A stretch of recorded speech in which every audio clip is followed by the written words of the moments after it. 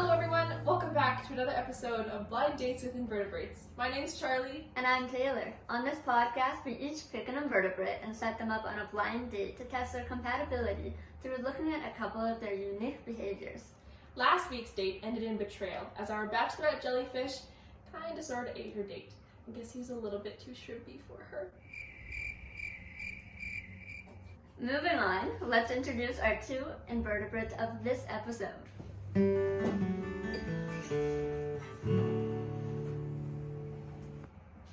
First up, we have Herbert the hermit crab.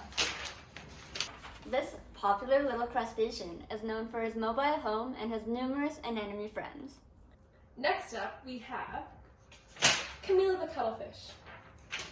Camilla the cuttlefish is a master of disguise, as she can change both her color and her texture faster than you can say cephalopod. So, will these two end up happy as clams? Or will it be a wreck of a relationship? Let's dive deeper into the personalities of each of these invertebrates by asking a few questions.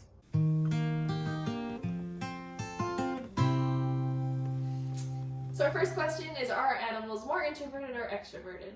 So Taylor, is Herbert more of an extrovert or an introvert? Herbert is definitely more of an extrovert. He has numerous anemone friends that like to hitch a ride on a shell as he runs around the ocean floor. Okay, so does he just have anemone friends, or is he friends with other crabs? He's alright with his own species of hermit crabs, but he has a bit of a rivalry with the other species of hermit crabs, and he'll actually steal their anemone friends. Oh, how rude. How rude. What about Camilla? Is she more of an extrovert or an introvert? Camilla is definitely more introverted. She rarely shows her true self. She'd rather prefer to just camouflage, so she'll utilize her camouflaging ability a lot when she just doesn't feel safe. So she can camouflage to either match her background, or she can do this thing called dynamic masquerade, in which she actually chooses an object to look like that would be found in that background. And how does dynamic masquerade work?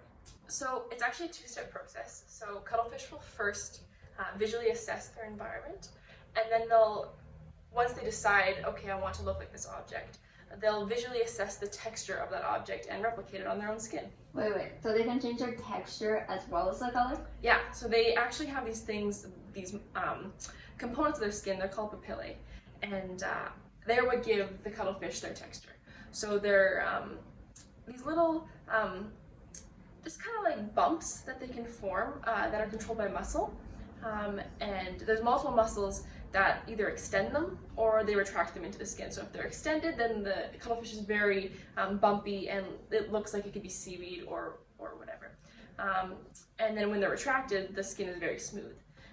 And these papillae are also supported by, it's called a hydrostatic function, which means that there's fluid that maintains the shape of the papillae. So in this case, it's interstitial fluid within the tissue, and that adds to the cuttlefish being able to hold that shape for longer. And yeah. Cool. So it seems like our two animals are at opposite ends of the extroverted-introverted spectrum. Yeah, a little bit. A little bit. Maybe we can bridge that gap with the next couple questions. Maybe. And so let's move on.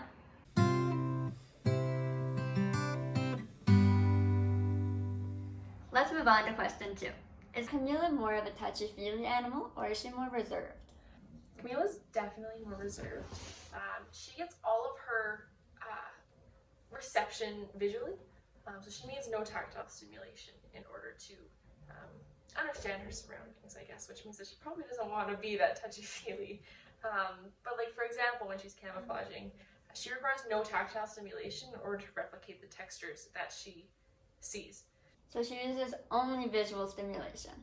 Yes, yeah, Wow. Completely. And she's definitely more, I guess you could propose it as vain. She is a perfectionist, so she likes to match her environment perfectly.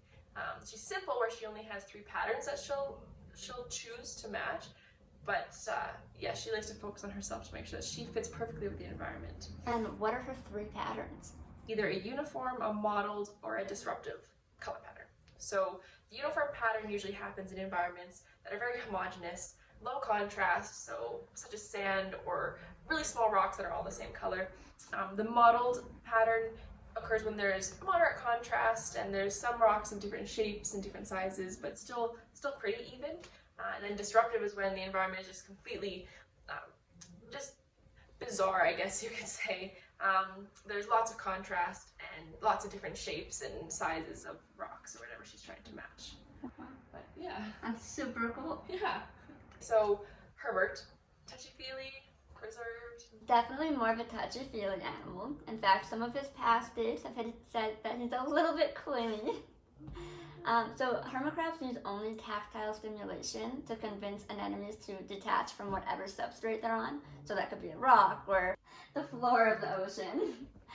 So what they do is a hermit crab comes up and finds an anemone, and then they use their claws and their legs to tap all around the base of the anemone, which causes the anemone to release. And then the hermit crab will just stick them onto the shell, and then it's up to the anemone to attach. Interesting. So how did scientists discover that they did this? So what they did was they actually went into a laboratory with some anemones and some hermit crabs and watched how the hermit crab tapped the sea anemone. And then they took a probe and did it the exact same way, which is how they figured out that hermit crabs use only tactile stimulation to convince the anemones to detach. All right. Well, that's question 2. Let's move on to question 3. Question 3. How honest is your invertebrate? Is Camilla more honest, or maybe does she fib a little? Like all cuttlefish, they really give off a lot of dishonest signaling just because they are animals that are constantly vulnerable because they have no shell or anything to protect them.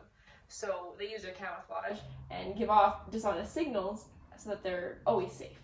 So all cuttlefish really need at least moderate amount of light to be able to camouflage effectively, because with too little light they're unable to, first of all, sense their environment and match their texture and whatever, and in that case they'll just resort to the most inconspicuous pattern they can think of, which is a uniform, smooth textured pattern, basically.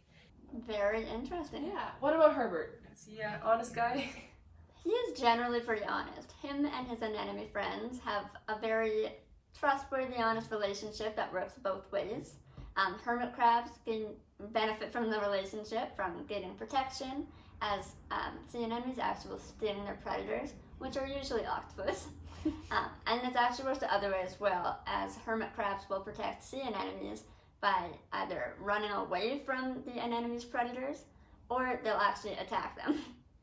So yeah, both of them have protection, and then anemones also benefit by getting a ride around the seafloor, and this gives them more opportunities to catch food.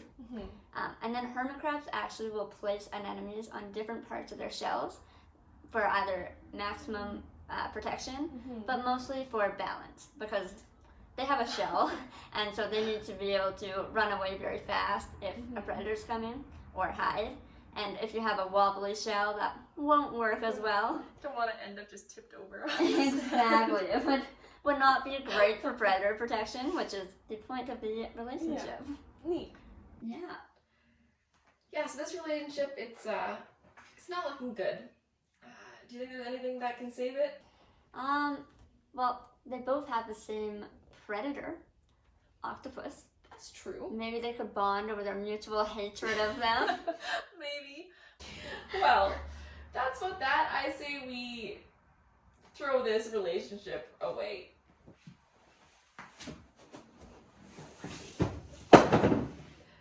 Anyways, join us next time for our next blind date with invertebrates. Next week we have sea cucumbers paired up with mussels. Oh, interesting combo. Well, will it work, or will this relationship be shucked out to sea? That joke made me pull a muscle. I can't. It's too much. Anyways, we would like to thank all of our references for all the seaworthy information that they provided for us. If you'd like to see a full list of them, please refer to our transcript. And thank you, Ben, for the musical contribution. And we'll see you next time on Dates with Invertebrates. Bye!